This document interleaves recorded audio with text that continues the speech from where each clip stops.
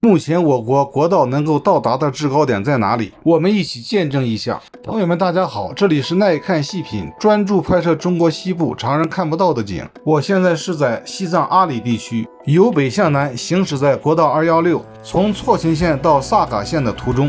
其实我原来并不知道国道的最高点在这里，是看了徐云的视频和查了有关资料才知道的。幸好当时我把这段路记录了下来，才有机会和大家一起分享。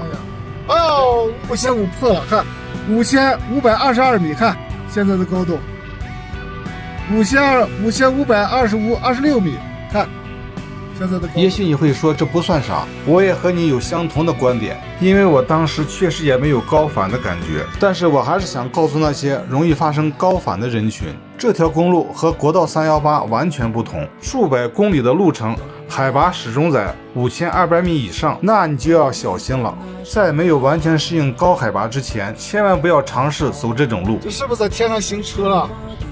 啊，5550米了，我的天哪！看5551米。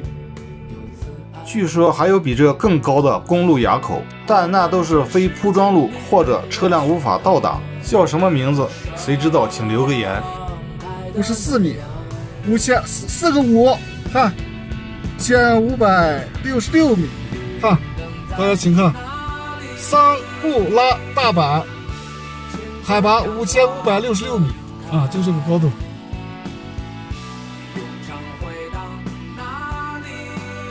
我还是下来拍一下吧。桑木拉大坂5566米，反正我走过这个公路的海拔，这个应该是最高的了，5556米。